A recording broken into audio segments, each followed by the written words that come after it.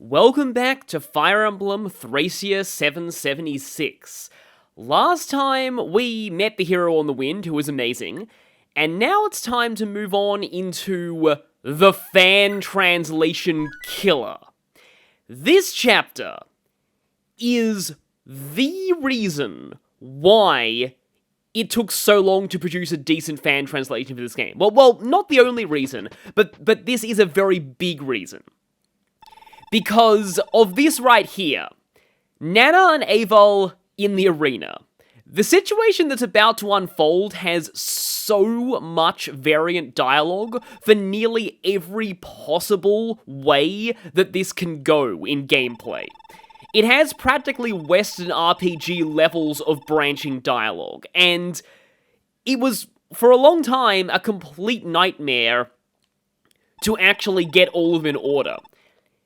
And even now, some say that the Little Manster fan translation runs this sequence more stably than the actual Japanese version does.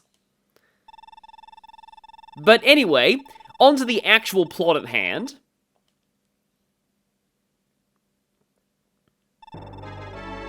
I can't believe I forgot to say meanwhile in Villain Land during Chapter 4. I can't quite call this one of those scenes because, Eyvel's here. Yeah, remember his exact wording? He just promised that she could see her daughter.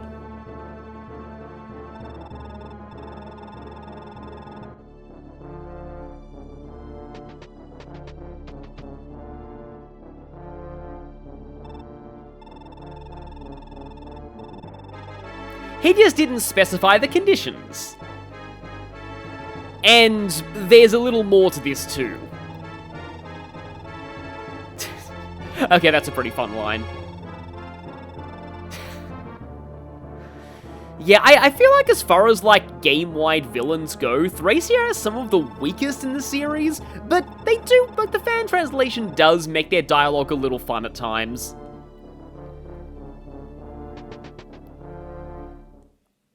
And no real reaction from Leaf there, because he doesn't actually really know what's going on yet. So this is the premise of this chapter. Eyvel is here, and she's going up against some pit fighters. Now, thankfully, they all have pretty weak weapons.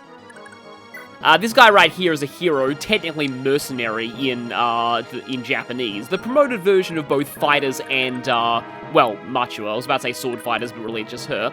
Meanwhile, Eyvel has been given an iron blade, at the very least. Something to also notice that all the rest of her items automatically go into your convoy, so I didn't actually need to strip her inventory back in Chapter 3. Now, we also have Veld here. His stats look a little beyond us right now. He also has the Hell Tome, reduces target's HP to 1. And it actually has 60 hit, which is kind of scary. Also this, long-range dark magic, petrifies on here, turns into Fenrir if stolen, because, yeah, Thracia just hates you that much. We also have Raedric himself, whose stats don't look all that impressive compared to Veld, but he does have this, which halves the enemy's attack power and gives plus 20 magic. Now, why he needs plus 20 magic when he's not an actual magic user? Well, it's because magic has resistance, but it's also because of the Thief Staff, but that won't make sense until way later. Also, he's a Baron. Barons are a class that can use basically everything and are armored. He also has the Paviz skill, level % chance to negate enemy's attack. He's only level 9 though. 4-star authority and 1-star vigor. And this guy has 5-star authority. Also adept and renewal as well. Renewal's a pretty rare skill in these SNES games. So yeah, the main thing of note right now is that I'm on the wrong stat screen here. We've got some enemies here. This guy right here, though, has some items that we can very easily capture off of him. And we also got a couple of mages with fire tomes. Okay then. And then up here, we've got some more guys. We've got this guy who also has just a heal staff. We also have, an actual mini-boss here. Pretty wide arrangement of weapons there, and 1-star authority. And some archers here, too, along with this guy right here who has freaking Meteor, which is pretty scary. And then we've got a Loprian mage here with Jormungandr and one with physics. So yeah, I told you that we'd be able to capture some physics staffs later. Speaking of which, this guy also has Physic, but he might run it down by the time we meet him, because, oh boy, that's a lot of enemy mages. Although, we also have a sniper here with a silver bow. His stats don't look great, but 22 attack is very scary. Also, this is an escape chapter as well, but there is no way we can escape yet. Huh, that's weird. Well, also speaking of weird, there's a chest down there, but, okay, so for now, I am just gonna charge into the fray. We sort of need to get moving, except also not really, because of, well, if we progress a certain amount into the chapter, we will trigger another event. Leaf's actually running a little low on swords right now. Don't really want Dalsin to get hit by all the mages, but I do want him kind of close to the front lines, and also Karen needs to get the said scroll over to Eyvel. It is important to note that this does lower your HP growth, but good thing I gave him the life ring earlier. And Marcha should be kind of close to the fray as well. Let me just check the enemy ranges. Yeah, let's make sure that Lara and Lithus do not get into range of the enemy mages. And okay, now it's time for the actual arena itself. So, I'm not going to give Nanna's bio just yet, but you do want to get her away from the enemies. She does have the Earth Sword, which will heal herself if she damages an enemy, but also the enemies will try and capture her too. So let's see. Now, in general, I would like Eyvel to just fight these guys. I think it's probably better they go after her on the enemy phase. Though I do want to get her kinda close to Nanna, mostly because if she's within 3 spaces of Nanna, she'll benefit from Nanna's charm skill, so she'll get 10% hit and avoid boost, which is going to be really nice. But also because I eventually want Nanna to go like here, and Eyvel to choke point her on the stairs.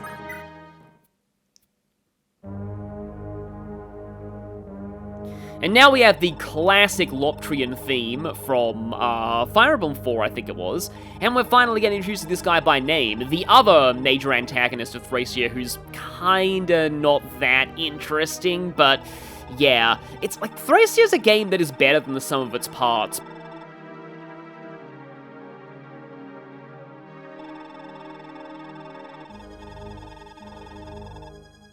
Yeah, he probably wants more resources spent on kidnapping children. Raedric's very much going for the bread and circuses approach here. I forget who actually said that quote.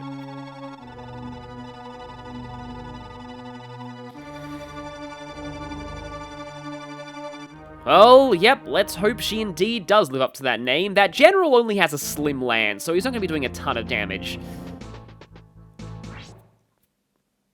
So when I said that there is variant dialogue for basically every possible scenario that can unfold in the arena, so basically they're things like Nanna dies and Eyvel is fine, Nanna gets captured, which actually has different dialogue to her dying.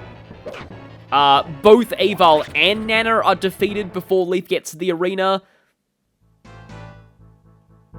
Like waiting out a certain length of turns, reaching the point where an event triggers after, like, Nanna has been defeated or captured, or beforehand.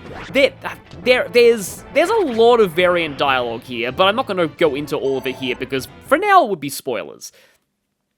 But let's just say there's a ton of attention to detail in the writing for this chapter, and so that was part of why I can't even begin to imagine just how the fan translation script would have dealt with it.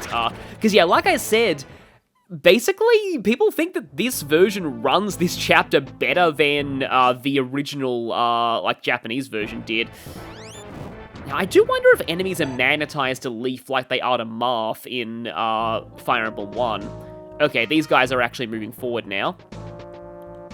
It's always weird to me how, like, sometimes, like, enemies move as a group, but sometimes ones that can attack move, and then a couple of ones that can't attack move, and then, like, you'd think that all the ones that can attack move first, and then the ones that can't would move.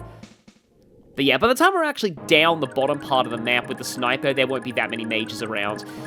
So that guy can be one-tap captured, so I don't really need to care about him, but you just have a longsword, you just have fire, Lithus' inventory's full.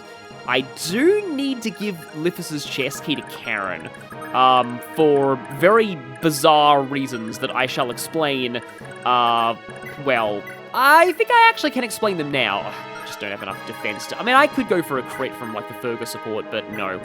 Because, yeah, I'm going to go ahead and go trade you the chest key, and I guess you can take the javelin. You're actually supposed to find a javelin in one of the chests back in Chapter 4, but one of my items overrode it. The javelin is presumably Karen's.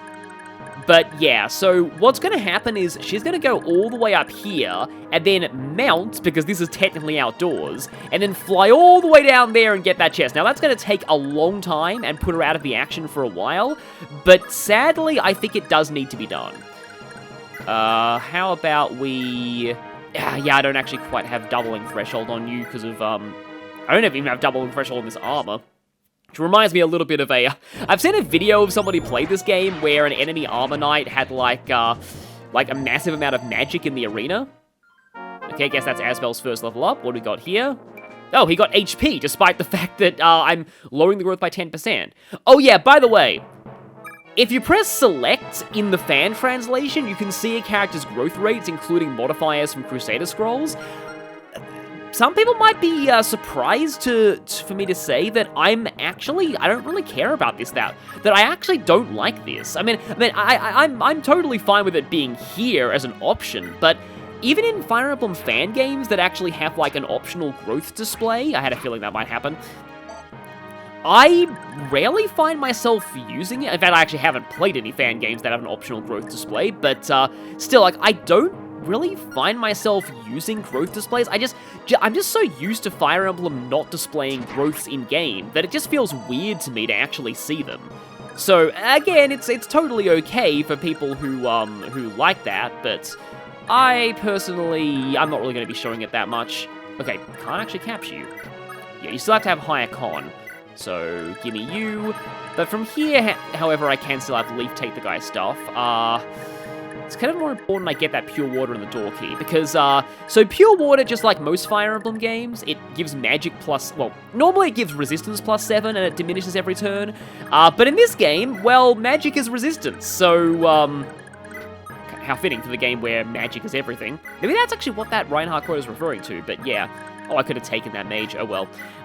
But yeah, so, since magic is resistance, can I actually block them? No, there's a way Nanna can just get in the corner. Since magic is resistance, Pure Water in this game, like, straight up raises your magic damage, if you're a magic user. And it also raises your magic for staves, and that's also very important. So, Pure Water is amazing. You definitely want to grab the one off of that priest. Yeah, sometimes these enemies go into retreat AI, but that's good for me, because if Eyvel kills too many of them, a very, very powerful enemy might spawn, and this enemy, let's just say, is the enemy's answer to Ced. You do not want him to spawn, because that's incredibly bad for you. Okay, now the good news is Nanna is also a healer, so I might... Unless she misses. That hero does double her as well, I know that from experience, more because her sword is very, very heavy. That guy's in retreat AI right now, so I probably don't need to care about him. The good news is, if you do manage to accidentally spawn that super powerful enemy... Oh, I don't even have any vulneraries, okay, good to know. But yeah, if you do manage to spawn that super powerful enemy, they will go into retreat AI the moment that you open the door to the arena. Now, Nanna has a annoying tendency to miss with staves, so let's hope that doesn't happen here. Okay, well, she's already doing better than Safi. They do have the same skill, but I often forget that because Nanna's starting staff rank is a lot lower. I mean, I could try and gank that guy for experience, but I mean, I don't really need to. Okay, how's about... Okay, yeah, you're not even encumbered by this monster soldier. I do kind of like the way the portraits are done on mages at this point. I mean, I suppose Karen can just try and, like, whack you. I am turning off animations a lot here just because, let's just say this is going to be a long chapter. That's, yeah, the reason why I'm going to have time to send Karen all the way down there. I suppose more experience. Oh yeah, Asbel's only level 1. He definitely needs the experience. Also, speaking of things he needs, I think I need to give him some of the tomes Lifa stole. Oh, nice. Okay, you just have an iron blade. Actually, you get that iron blade to... Okay, no enemies can reach her from there. So you go ahead and get that iron blade to Leafy Boy. Guess I can, Oh! Okay, I triggered the thing. I stepped in the area.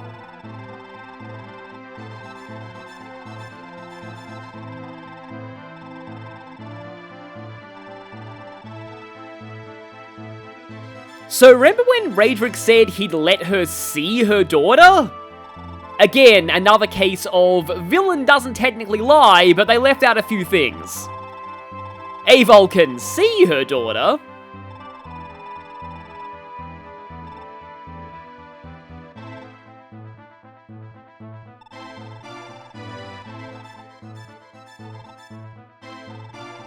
But said daughter is brainwashed and trying to kill her.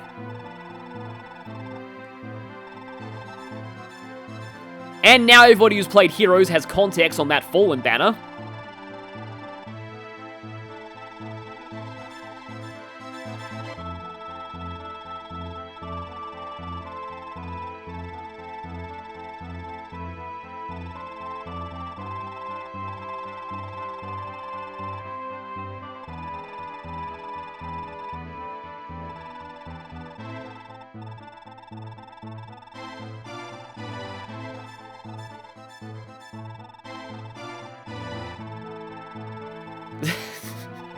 Sure it is. Sure it is.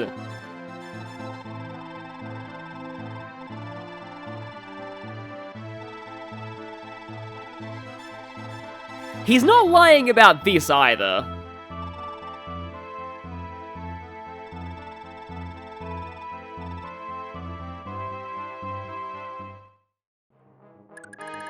So now we have Merida on the field with her Shadow Sword. Pref weapon, high critical rate grants Nile. It's also a brave weapon. And it had 11 might. It's not like super high with her 3 strength, but still. Also, she has Luna. Effectively, Luna treats the enemy's defense and magic as being 0 for one combat. That's how it works in this game. Yeah, that's something that we will need to deal with at some point. Maybe. I guess Asbel can take all of the tomes. All the tomes. I mean, at least fire is a little lighter than thunder, which is better than it was in Genealogy, where fire was like, oh, that guy has 7 attack speed because he has no weapon. I may as well just show Asbel using fire. Yeah, in Genealogy, fire just got the short end of the stick, except if you were Arvis, in which case fire was kind of great, but yeah. In Genealogy, it got the short end of the stick, because, I suppose I can actually use the battle axe here. I might miss, but oh well. Because normally Thunder is the heaviest and strongest of the tomes. Genealogy balanced magic well, it didn't balance magic at all. I was about to say it balanced it in a strange way, but yeah. Okay, you still have to heal. Yeah, you can take that. In Genealogy, all 3 types of magic had the exact same might across every tier, so like Elfire, Elwind, and Elthunder all had the same might. The only difference was they all had different weights, and Wind was the lightest, and Fire was ridiculously heavy. Okay, that's awesome. Yeah, you see where the GBA Swordmasters got their critical animations from. I do like how Swordmaster and Engage finally started to get, like, GBA-style crit animations. The problem is Swordmaster's kind of a mediocre class in Engage, but at least you get to see Kagetsu do it a little bit sometimes. But yeah, so now, finally, Fire is actually the middle ground, which is, it's probably supposed to be. Yeah, Fire has 4 weight, Thunder has 5. Whereas, yeah, Thunder's the least accurate. Because, like, in the triangle, Wind is meant to be like swords, whereas Fire is like lances and Thunder is axes. So just gonna be a little careful here. This guy at least has no weapon, even though he is promoted. Which is kind of a shame, because it means capturing him isn't going to give us any experience, but still. Fergus should definitely start heading forward. Also, Leaf and the others should probably start heading forward too. Once we reach the door and are able to unlock with one of our thieves, then things will start getting, well, let's just say our fortunes will change. To not be ominous at all. Well, I mean, he was getting some good levels earlier.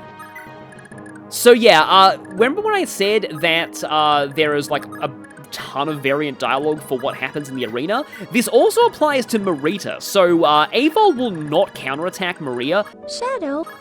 Sorry, Sonic Movie 3 on the brain. Eyvel will not counterattack Marita on the enemy phase, so you don't have to worry about Eyvel killing her accidentally. But you can have Eyvel initiate combat, and there is different dialogue if Eyvel captures Marita. There's actually different dialogue if Eyvel kills her, but, like, why would you be a heartless, evil person and do that, I don't know if I'm gonna actually go for trying to capture Marita. It's probably not worth it. Like, it's kind of cool. You get dialogue from Raedric basically saying, like, wow, you knocked her out, impressive. But that's basically all you get.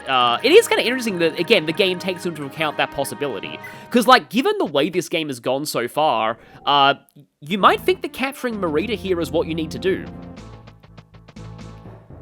But yeah, you'll see. So also what I've heard is that what determines whether or not people can counterattack enemies is supports. Oh, Eyvel is really pissed off now. Because Eyvel has a support with Marita, she's not going to counterattack her. So, yeah, that's at least kind of cool. So again, you don't need to worry about killing her, because I'll just say, you can't recruit Marita on this map.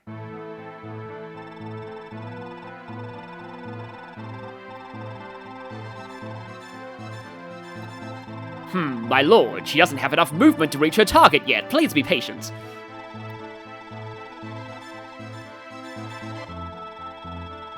But yeah, obviously she's still trying to fight against this.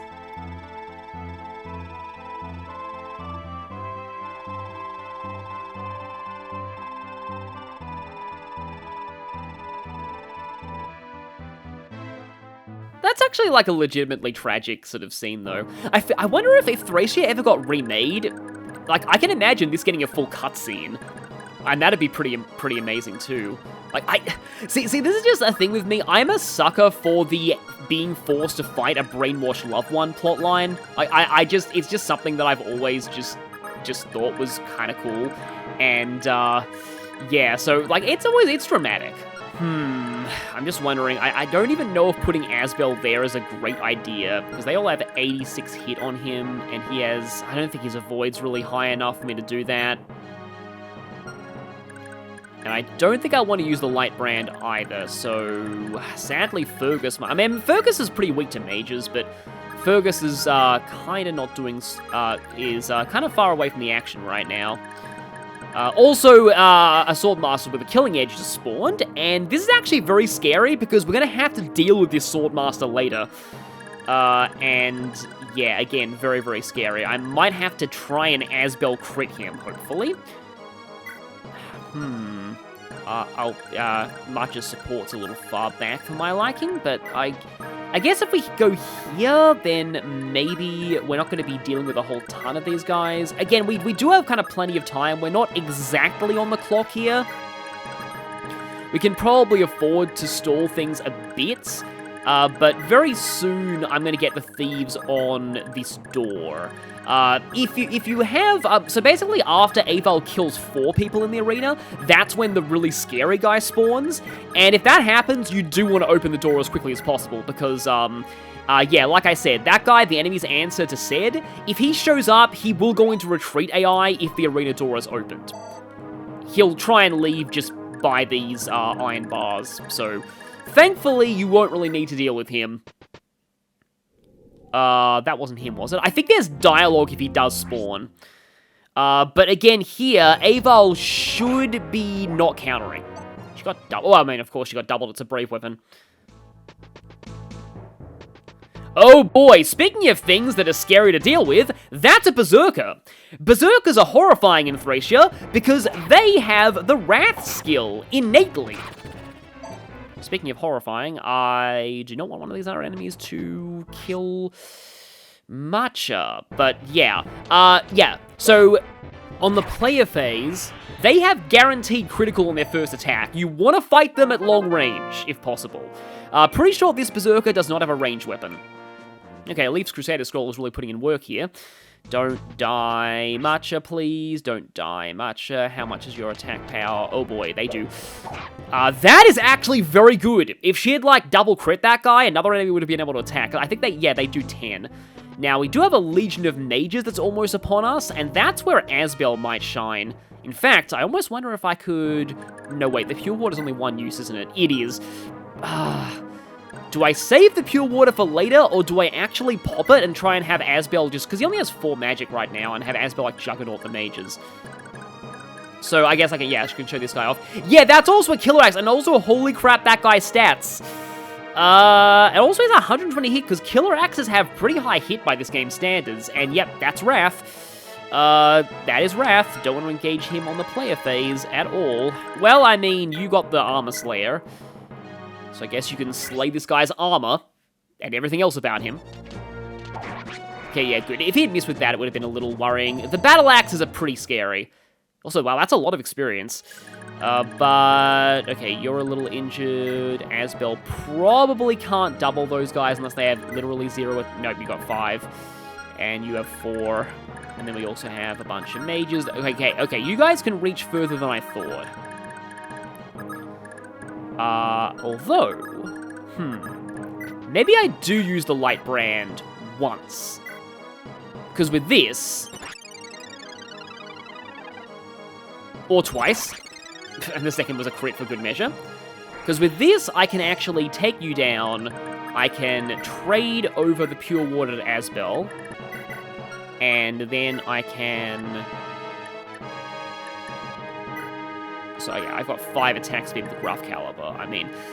again, just remember that your crit rate with this is capped at 25, because it's your first hit, and yeah, that was not a critical. Because he didn't do the, like, the more exaggerated arm pose there. Archer is a little worrying right now. So yeah, I can try and capture Merida. It's probably not going to end well. Oh, Merida won't counterattack either. That's good to know, because yeah, Merida has a support with Eyvel as well. So it's mutual.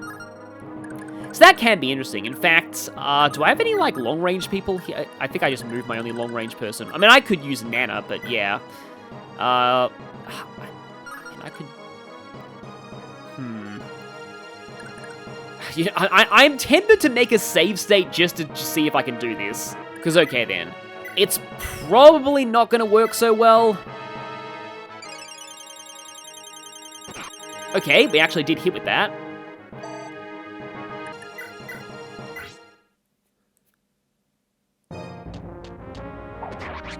Okay, got her that time. How is she only worth 3 experience?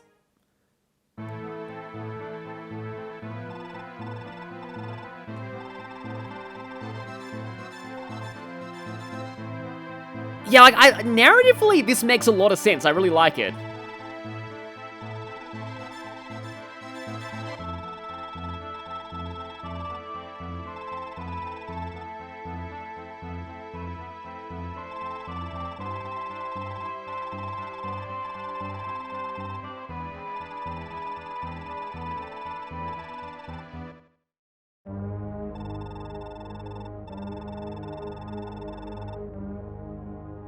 And this leads directly into this happening.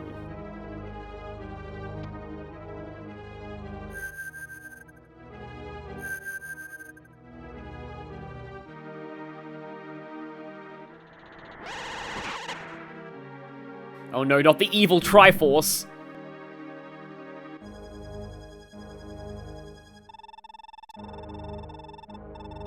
Eyvel, literally unkillable. But there are fates worse than death.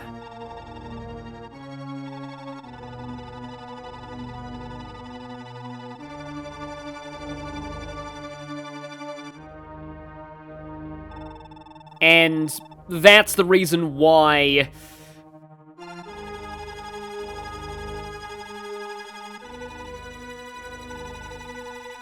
Eyvel had plot armor until this point, because this had to happen.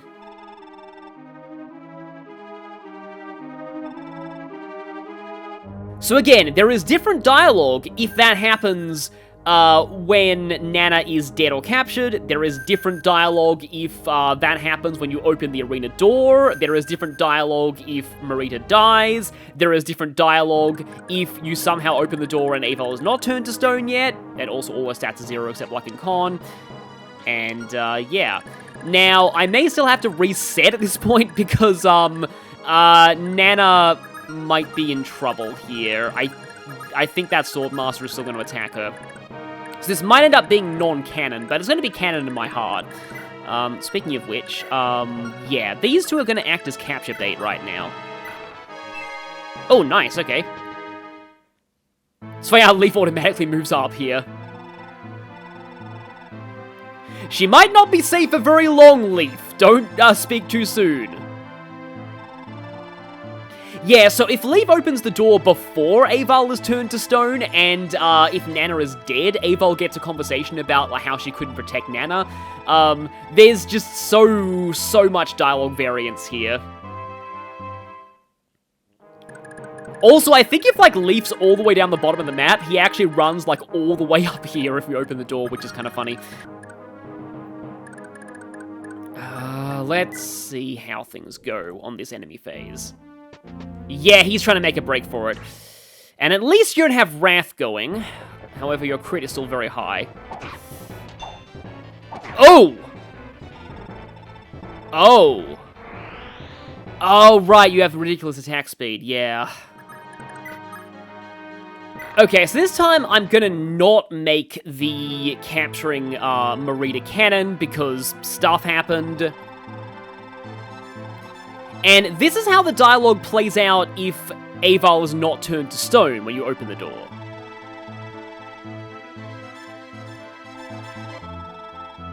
It's good that you at least get a little bit of dialogue with them reuniting, though. You all made it is probably kind of funny if some people have died getting here.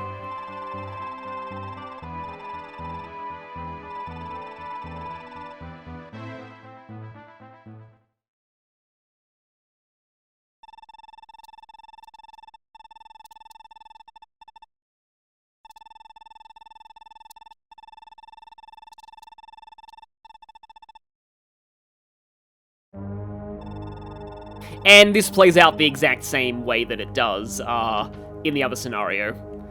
There is, sadly, no way to avoid Eyvel being turned to stone. Okay, I can bait both those soldiers into capturing by moving Lithus and Lara here. The slight issue is that Nanna might end up dying here. We'll see. This part of the chapter is always the scariest, when you've got the Berserker and the Swordmaster to deal with. Here's a... Oh! Okay. Thankfully, he didn't adept, though. Yeah, he could have adepted there, and that would have been really awful. But, Nanna critting there is really nice, actually. And there go both my thieves. Well, I'll get them back. But here comes an onslaught of mages, so I may actually have to get the thieves back later. But first, let's actually go over what Nanna can do for you. When I feel my courage falter, I remember you are at my side. That makes even the fiercest battlefield bearable. Finally, Nanna has returned to us. And just like Leaf, she's a character who might not look that strong on paper, but makes up for it with a bunch of incredible abilities and a personal weapon.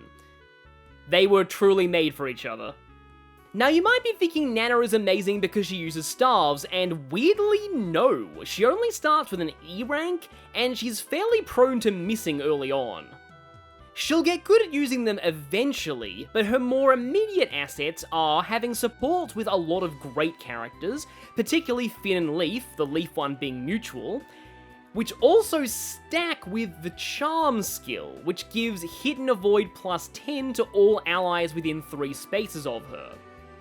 Then there's her personal weapon, the Earth Sword, or Land Sword, I think it's canonically called in Heroes.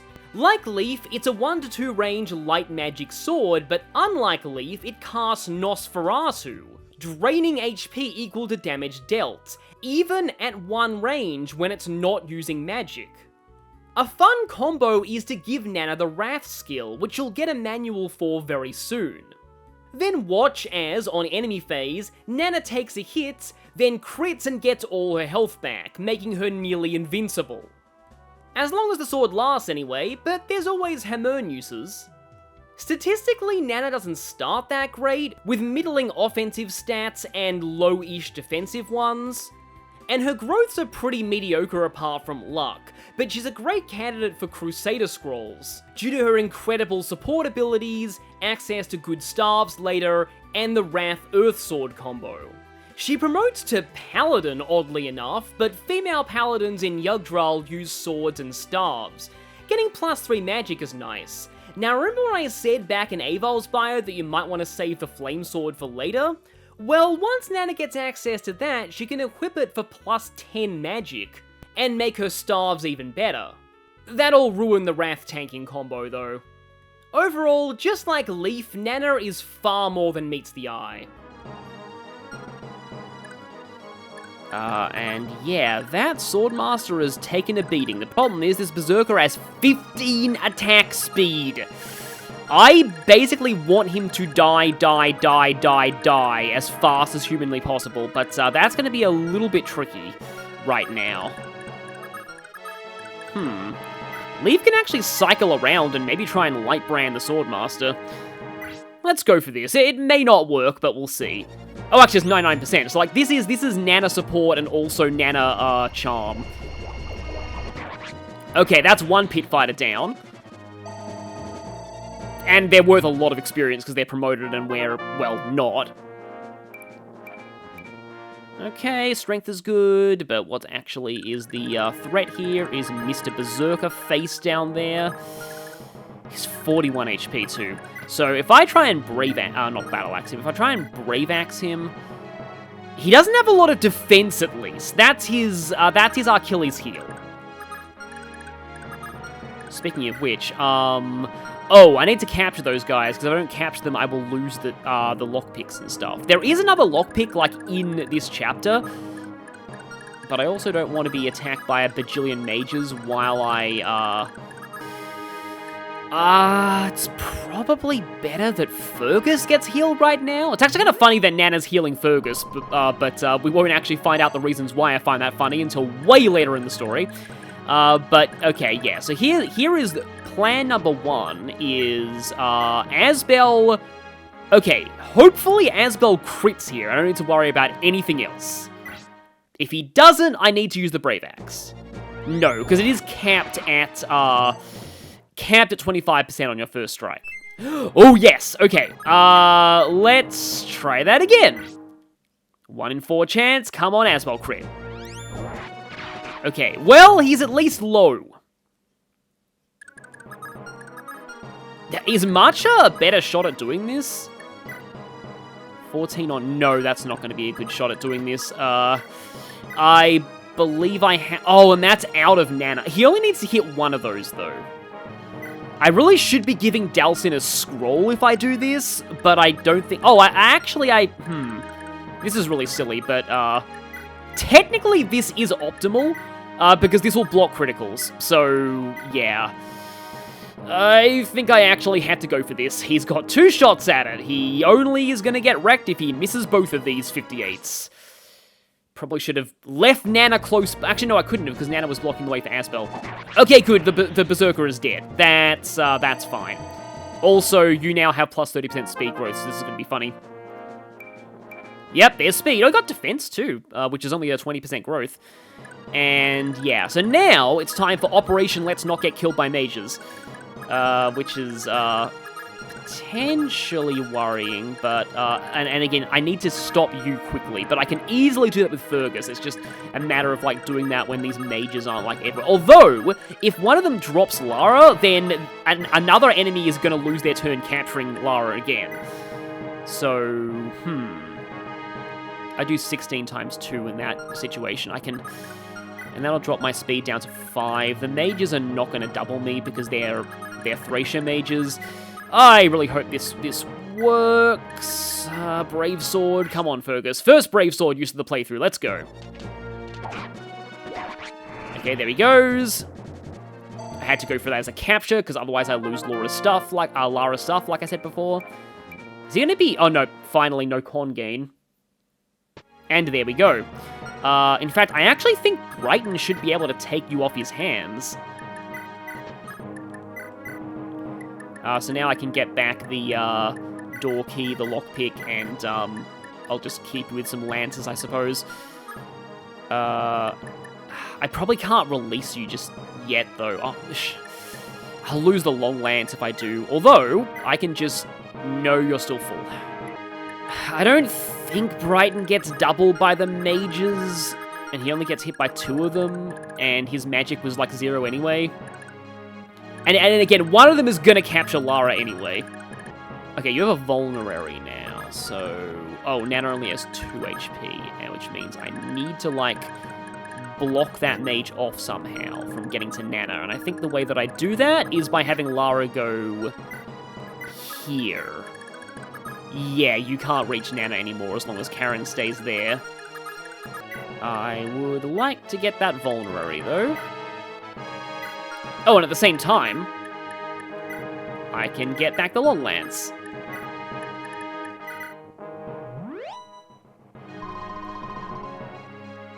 Yeah, so right now, yeah, because Lara has an empty inventory, I don't... Oh, they're going to attack her from range, aren't they? Although, one of them is probably going to try and capture her. We'll see. I really hope this doesn't end up wrecking me. Come on. If I can get through this wave, the rest of the chapter shouldn't be that bad. Because I think they prioritize capturing, if they can do it, over hitting you at range. I do kind of like the way Thunder looks in this game, too. Okay, one of them hit her at range. They don't have a lot of hit on her, though, also. I don't think I've ever seen Lara's, like, unarmed battle sprite before, because most of the time, when she is unarmed, enemies just capture her. So, yeah, again, moment of truth. Yep, he's capturing. Thought so. Alright. Now, I do need to remember to stop that guy before... I mean, he's not going to get away with Lithus, let's be honest. But Lithus is the only guy who can take their tomes, so I probably should still... Okay, here is the problematic-ish moment here, so... Okay, first mage is going to get leafed in the face, which is a phrase you don't often say to somebody when you're playing Engage. I mean, I've seen people make quad hit work. Quad hit is actually... Okay, that's good. In fact, that might mean that Leaf Save... Oh, yeah, I have to capture that guy, though, so I probably need to use Dalsin, I guess. Let's see. That's a Leaf support... I think I only need 1 hit to do it. And then, if Lithus is free, he can take one of the mage's tomes, and that's another mage dealt with. Oh yeah, I still have the Sed Scroll. Yeah, again, I'd rather take Thunder than Fire, though. Yeah, this display showing what tomes the enemies have, that's actually exclusive to the fan translation as well. You can also turn that off in the options. Okay, so that guy is dealt with... Eyvel can go back and take said scroll back, thank you very... I'm trading with the wrong person. And yeah, take said scroll back, thank you very much. Oh, he does... It's funny how the guy who's capturing has the same attack speed as an enemy who isn't, because, yeah. But the one who's capturing also has lower attack power because of the halving stats, but... I guess I can go for the Fire Mage. And if Eyvel's doubling you, you're pretty much dead, because he's got the Graph Caliper massive crit combined with his follow critical modifier, so he's basically magic Ossian. It's found there's like a statue of a bishop there. And good time to take back the Zed Scroll. Oh, getting +1 con is not bad, even though it doesn't actually really help him. I just realized, because it's like, oh yeah, that doesn't affect mages. And now we have, okay, actually, Nanna is going to use this guy with no weapon as an HP stealing dummy. Would you be so kind as to act as a vulnerary for me? Oh, okay, wow. That was like a 92 as well, but at least she levels up. And now she got con. Now, in my first playthrough, Nanna got movement in this chapter, but that's probably... But fate probably will not be that kind twice in a row. Let's just, yeah, let's just sword you. It's funny how pathetic the enemy fireballs look with the map animations on. Definitely didn't look that pathetic to Sigurd's party in FE4, but still. And I think I actually have... Well, I just lost a lance, oh well. Between Leaf and Karen, I've definitely got this guy locked down. Be funny if I got a crit.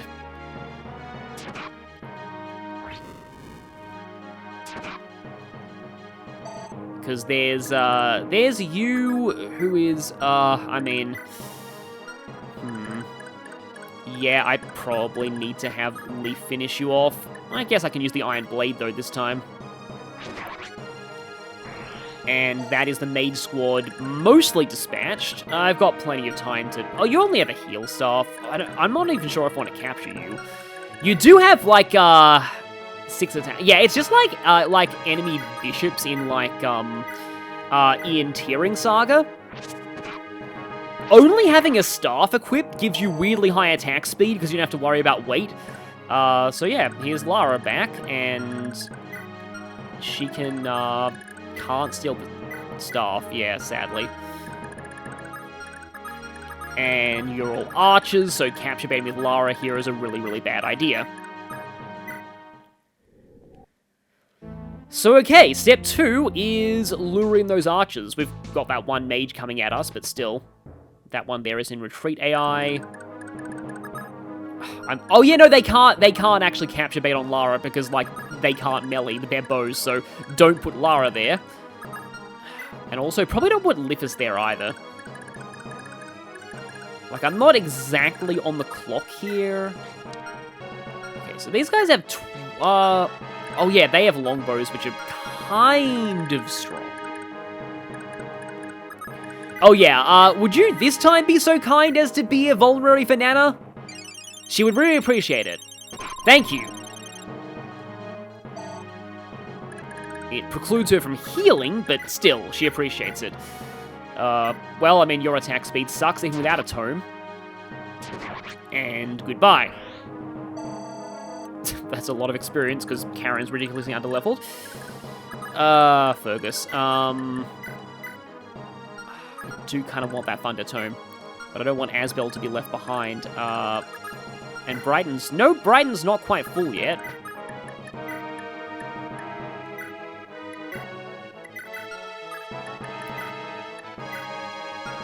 Oh, and he can take the guy off of Fergus before Fergus gets to move, which is going to be really nice. Although Fergus could also just do this. Yoink! That's really just for a staff, but oh well. Can Liffus actually... No. I am now kind of wishing that I brought the Brave Sword to the monstrous... that I brought the Flame Sword to the escape arc. I don't think I want to provoke the archers yet. I know this is going to be, like, bad when it comes to, like, just enough inventory space, nice.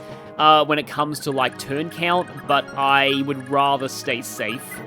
In the immortal words of Ice Age, no thank you, I choose life.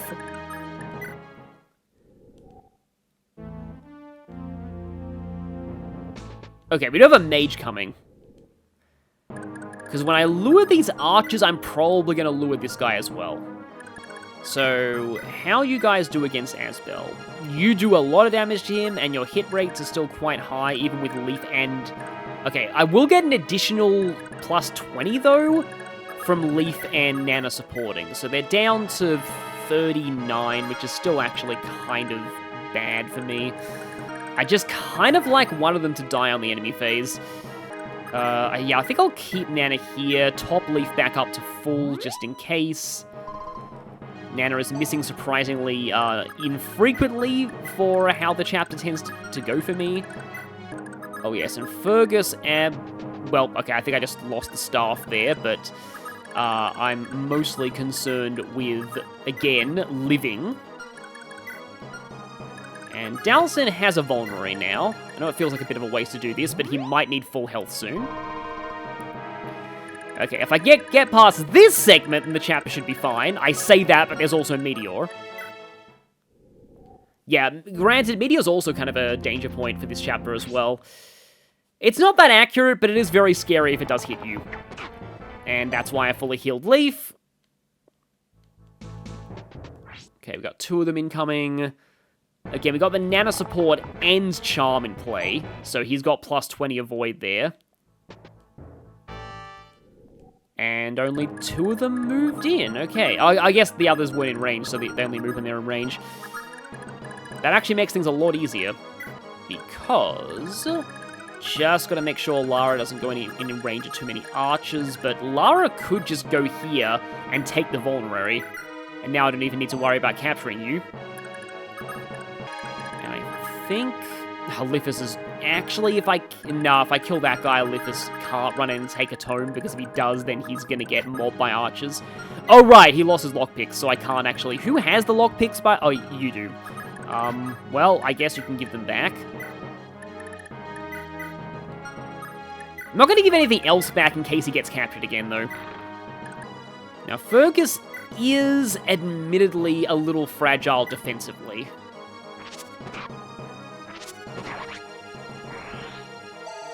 So he might need to be in Nanna's range to do some good stuff here. I'll see if I can Brave Axe you. Sorry for the lack of animations here, but this is quite a long chapter. And it's about to get even longer because Karen's going to be starting her trek down there soon. You're going to go for Lara, though. So I probably don't want to actually send anyone in there to, like, block. In fact, maybe I can actually... Although Karen's a Fergus support. That's the first I can have her go and still be in support range with him, but it means that an enemy is going to shoot her. But she's not going to be mounted here, so it's probably okay. Now, does anybody in the area need healing? I think I'll just do that. Like, I need to make sure Nanna is close to everybody else. Because here we start to see the huddle around Leaf and Nanna strategy. Maybe Leaf can go up there? Okay. What you guys doing now? Okay, that's fine. Okay, he's taking a little bit of a beating, but it should be fine. Especially if you move first and don't go for Karen and block off the boss. Can the mage kill him? No, the mage is still going to go for the capture. Okay, now you're going for Fergus. Yeah, again, Fergus is a bit of a glass cannon. That is one downside with him. Okay, we have a boss. Okay, we have a boss, and we also have the premier boss killer Eyvel in the vicinity, though you have a lot of attack speed because of stuff. And also, Fergus has the Armor Slayer, which may actually be better, but okay, so you can swing around.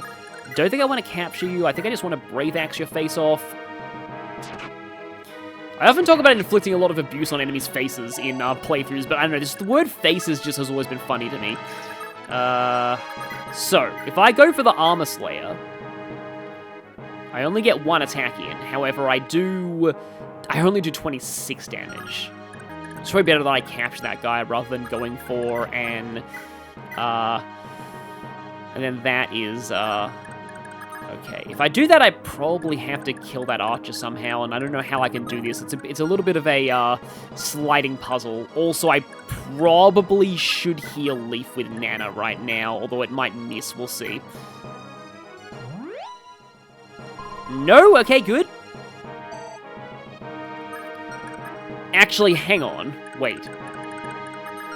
This feels like such a waste of Fergus, but if Fergus, like, kills this guy, then I'll be able to get both Eyvel and somebody else on that guy in melee. Okay, yeah, I don't think I can capture him with 16 con, though. So, yeah, I'm gonna do this first, just in case Eyvel crits and I don't need anybody else. And he did not. But I did get adept! Pretty sure that was adept, because I don't think he was doubling. Also, that's a guaranteed level up, because Eyvel is awesome. And he already has 10 speed, and promotion will give him 6 more. So he'll have, like, 16 speed, and he's gonna have, like, he's definitely gonna have cap speed on promotion, basically. Wow, that's a big difference in attack speed between the Iron Blade and the Killing Edge, holy crap. And there we go, that's you done. Leaf's actually getting kind of decent there, but now This is going to cost Fergus his support, but if Karen goes here, she has the chest key, right? She does. Okay, good, yeah. So if Karen goes here and mounts, she's actually unarmed now because she can't use the javelin. In my test playthrough, this is where I realized that, and I was like, oh, wow, okay then. Well, I suppose if Fergus captures, and then Brighton takes the captive from him,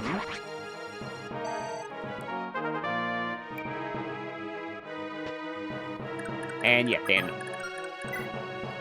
Brighton's not full, so there you go. Take, and I can take that vulnerary. I often end up with way too many tomes in my inventory by the end of the game, so I'm not really sure I need to keep this guy's tome. Again, should be kind of careful with Lithus and Lara here, because they can't be capture baited against archers. Okay, who has Lara's lockpicks? Dalsin does. 14 attack. Yeah, she can't take them back from him because the archer exactly kills her. But okay then. You are... I didn't hit the skip animation button fast enough. But it was good, because that means I don't get to miss this level up animation. And more strength. And Leaf's actually doing pretty well in the strength department. I mean, he has a scroll, but still. I do kind of like using scrolls on Leaf, because, like, he has to be deployed every chapter. So yeah, now is the moment where Karen is going to be a little bit bored just going for a chest. But speaking of which, now, I could just try and bait Meteor, because, like, the problem is having to deal with both Meteor and these enemies, especially the Battle Axe, is kind of scary. Because nobody really has the movement to just run straight in and hit the guy. Okay, yeah, I am going to heal Fergus again.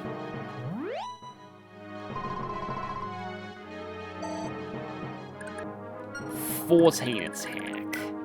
That's still not enough to totally nullify damage to Pure Water Asbel, but... I mean, why not get myself another vulnerary, potentially? Oh, I got a crit, nice.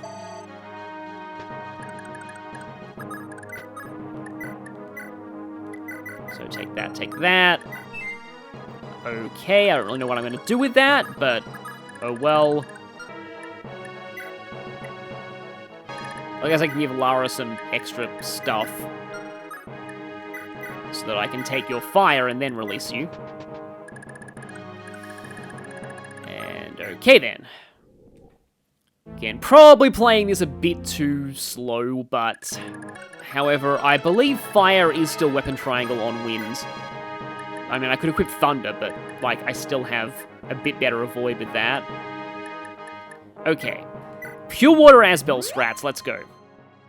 I might, like, have wanted to save that for later, especially for, like, starves and stuff, but, if I can get... Okay, he is in Nanna range. You go up there. Nanna can inch a little closer while still healing Leaf.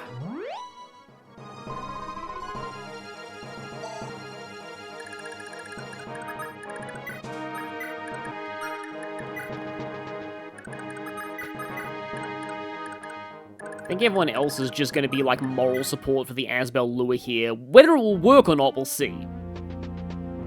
Meteor's not actually attacking yet. That makes me a little suspicious. And, well, that guy's gone. I actually think the Graph Caliber animation is the same as the Elwind animation from Genealogy. There's just no Elwind in Thracia. Okay, there's the Meteor. Yeah, it's only 37 hit. I also love the way Meteor looks in this game. It's just like that whistling sound, and then just the whole screen explodes behind you. It's just really cool. Okay, nobody else moved in. I guess we can try and inch the defense line forward. The problem is that now, in order to get in range, Nanna has to get in range of the Meteor. And the Meteor is 14 attack versus her 5 now. Okay, she survives a Meteor at least. It's the logistics of whether or not characters survive meteors being dropped on them. Like, 14 attack is honestly, like, tiny, so it's not really, like, that scary to most people, so I can probably afford to... interesting, but that's still not quite enough. I just really would prefer that some of these guys don't attack Fergus. But as long as they don't put Lara in his range, we should be good for, like, most people. Okay, let's go. 2 of these plus the meteor should be okay. Okay, well, there's 1. He needs to get hit by, like, everything in order to actually have a chance of dying here. I don't know if I should have equipped Graph Caliber, but, oh well. Even though it only has 40 uses, it actually kind of lasts longer than you might think. Because it usually doesn't need many uses to actually kill something. So again, as long as, like, everything doesn't hit him... Yeah, there we go. As long as one of them missed, I was fine. And so I should be pretty good to, like, run in next turn. Okay, going for livers with the meteor there. And livers is totally unarmed, so he shouldn't get doubled. In fact, Meteor has like 11 bajillion weight, so it's probably not going to double. Yeah, speaking of which, in terms of like tome weight always weighing you down, yeah, weight 20, yeah. I don't think it's physically possible to double with Meteor in this game. But yeah, the thing with Meteor, like that I'm now reminded of, is that there's a theory that because Constitution doesn't actually affect, like, your speed when using tomes, that weight on tomes actually represents casting time, which would make a lot of sense. Okay, 1 extra skill on Nanna's good, because it means that there's less chance of her missing with staves. Yeah, see, I do double with Thunder, but the accuracy is a lot lower. And here's the thing, like, how much have I got? Oh, wow, Graph Caliber's only down to 15? Right, I was like, oh yeah, it lasts longer than you think. No, I think I actually do have to swap over to Fire now.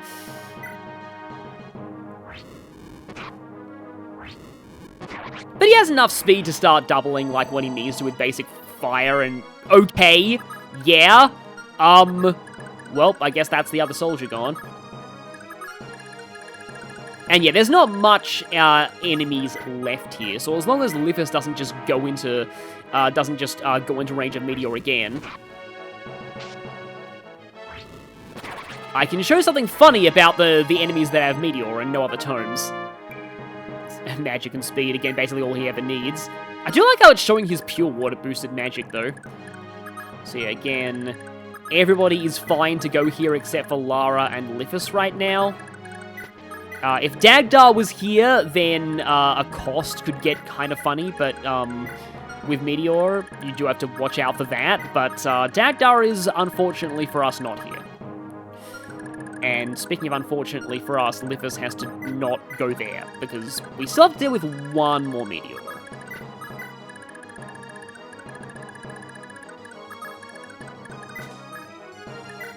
So I don't think there was any, like, Advance Wars style optimized movement strats I could do there for Karen, but, like, I mean, she's gonna be there and have to, like, she'll get a better Canto out of it. I forget if you can Canto after opening a chest, you probably can.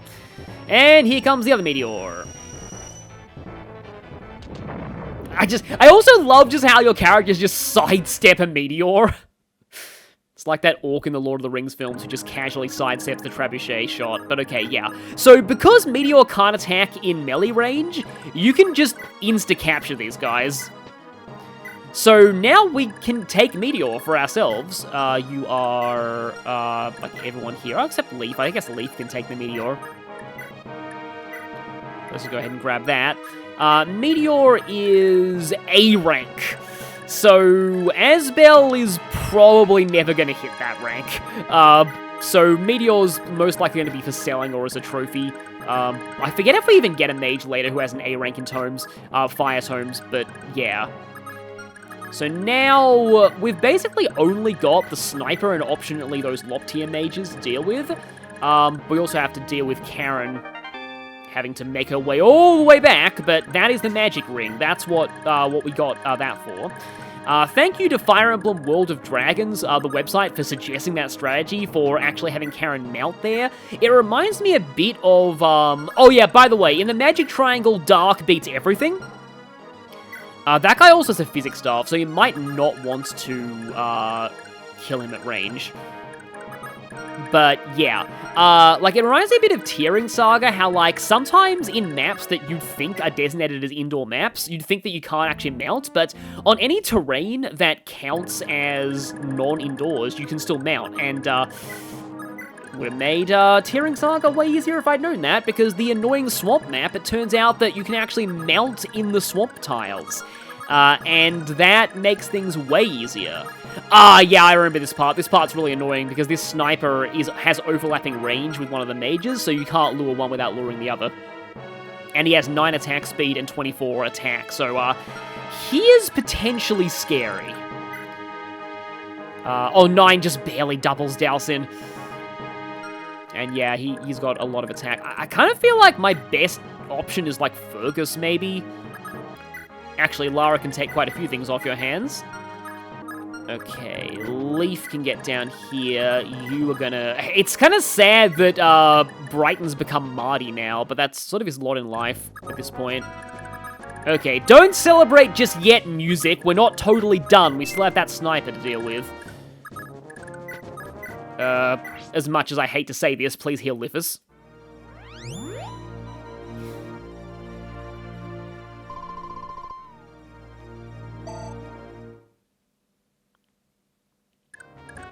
Oh, I suppose Asbel can take a few steps forward.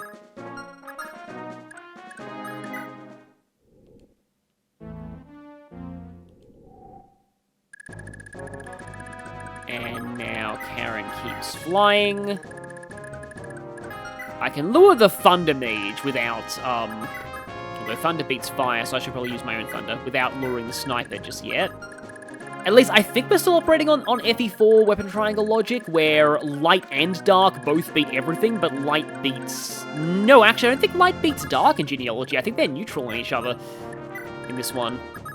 They didn't really fully establish the modern-day weapon effectiveness with tomes until later. And by modern day, I mean it doesn't come into play until Path of Radiance. I'm so sad that Path of Radiance is no longer modern day. Okay, Mage Boy, you want to move in? There we go. I don't think the others are going to move, though.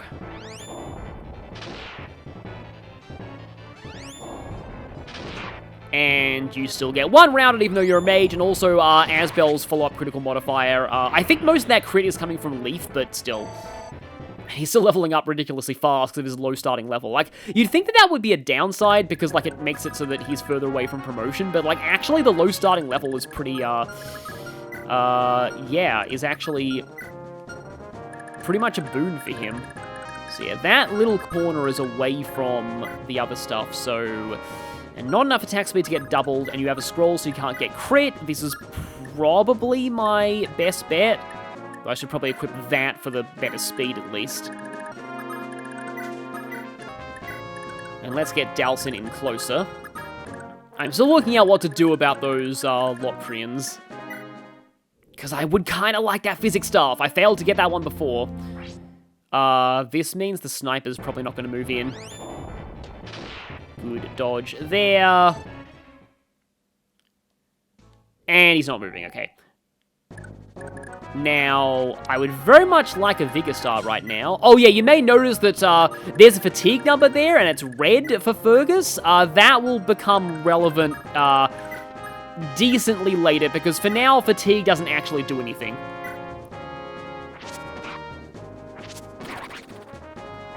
Didn't want to have to kill that, but I probably need to, because yeah, now... Okay, Asbel can go between the pillars. And I can get a thief down in there. Just trying to skirt around the perimeter of these. Nanna should be closer.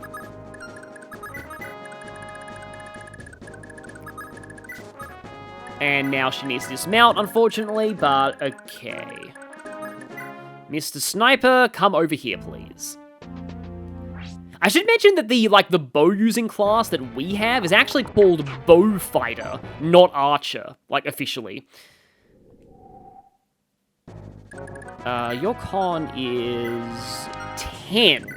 Aha, Fergus just barely has enough. Also, Dalsin has enough, so let's go ahead and try and go for a Brave Axe capture first. But, I mean, I'm probably going to miss at least one of these.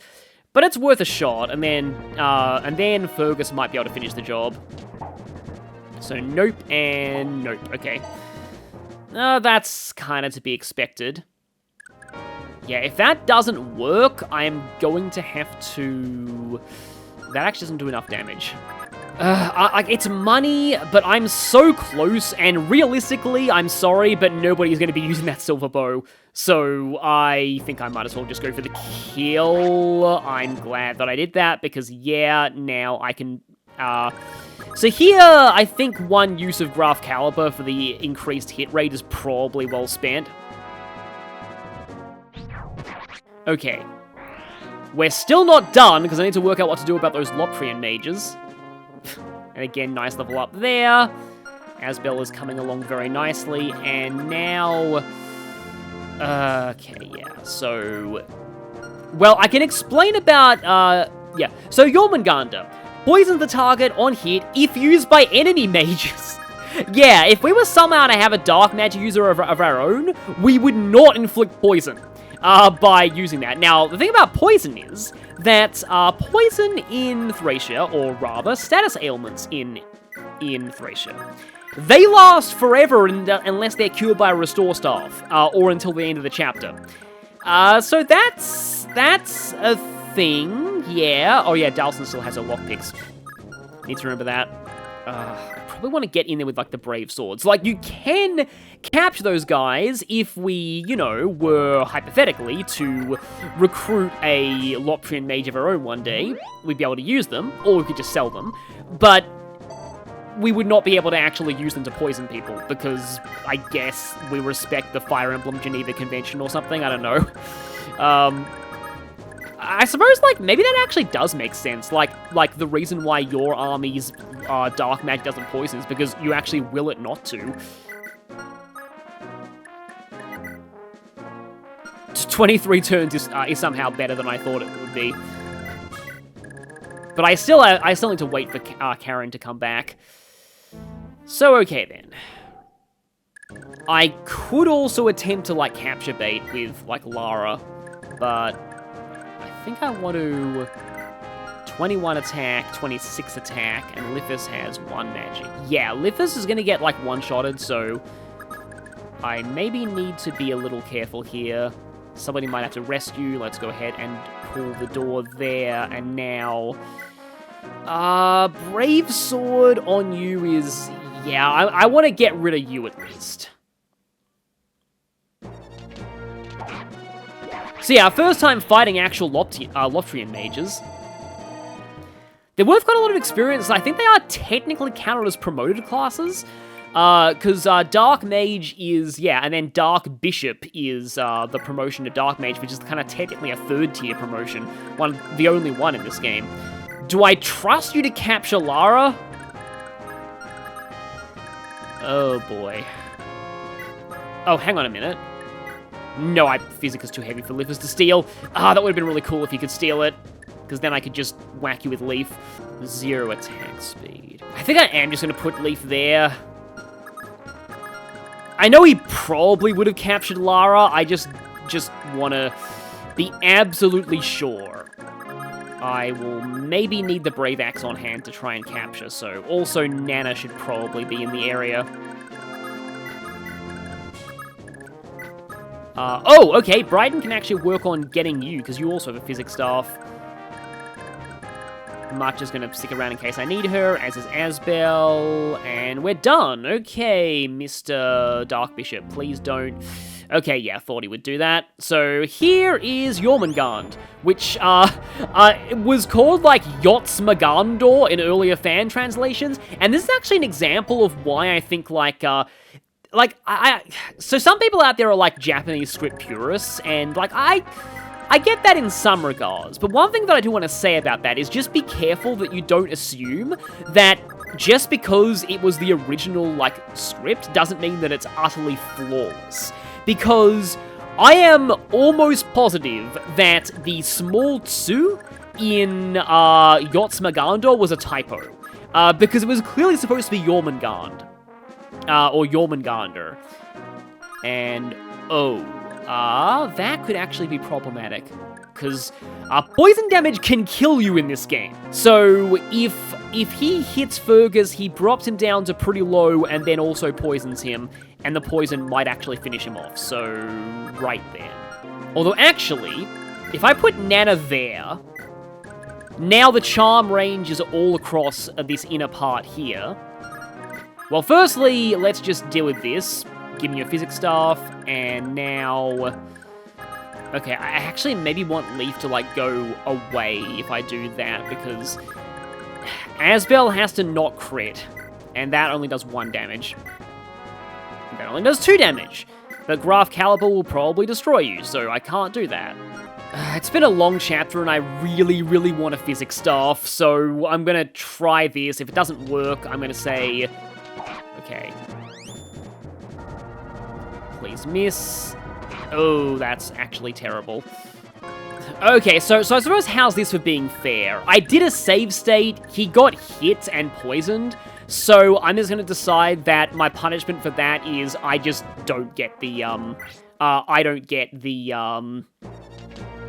physics staff. So, yeah. Again, there will be plenty of physics staffs to capture as we go through the rest of the game. That was worth it. That was definitely worth it. And if he had got hit, then Dalsin could have rescued. So yeah, ironically we get ourselves another lockpick from that chest, probably in case you lost it to capturing earlier. And now we can basically start heading out. We just need to make sure we don't forget about Karen.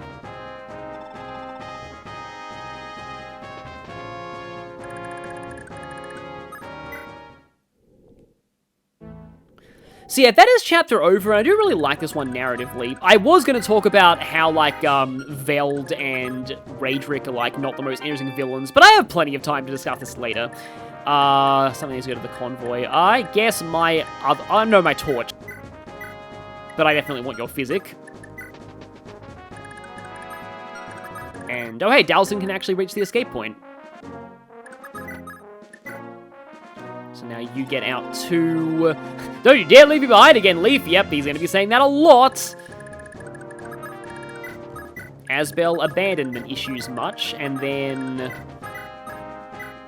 Karen is just barely... Yeah, so, like, it's really difficult to get that chest without, like, completely screwing over your own turn count. I don't know if the magic ring is even worth it.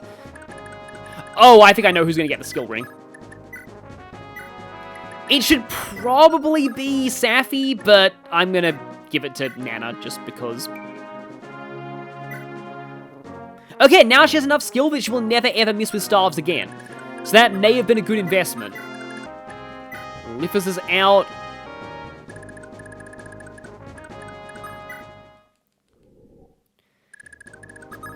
I don't know if people even do attempt, like, all chests LTCs, but I feel like an all chest LTC of this chapter might be kind of rough, just because of that really out-of-the-way one. There are chests like that in Mystery of the Emblem, where the game kind of expects you to use the unlock staff on them, which does exist in this game, by the way.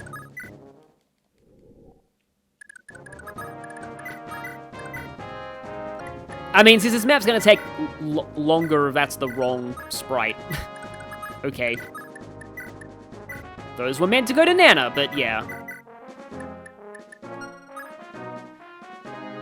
I mean, here's the thing. This is ridiculous favoritism. However, Eyvel doesn't really need any help with magic, whereas Nanna might. So, yep. Sorry about that. Oh yeah, and by the way, this room will only open after Eyvel gets turned to stone, so there's no way you can skip that happening. Unless you're like a hacker or something. But even if you do, you don't get Eyvel back. So there's no real point. Finally, Karen is out!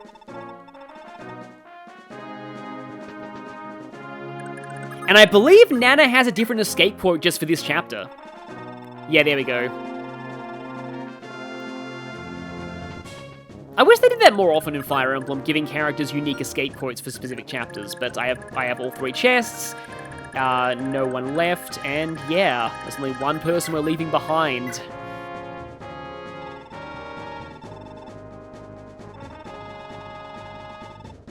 See, this is what I love about this arc, and why I feel like Eyvel's sacrifice is actually quite well done. I'll discuss this more in the next chapter, because I have a lot of literary analysis of this, but like, I do feel like Eyvel's sacrifice kind of prompting Leaf to grow and be like, he has a new goal now. He has to get strong enough to come back to Munster, and where he wasn't strong enough to save his mentor the first time, he will be again, because it's different to just a dead mentor situation because she's savable. So Leaf will get a second chance where he failed his mentor before, whereas many other Fire Emblem protagonists never did. And that's interesting. So, I'll see you next time, as we are still definitely not out of Munster yet.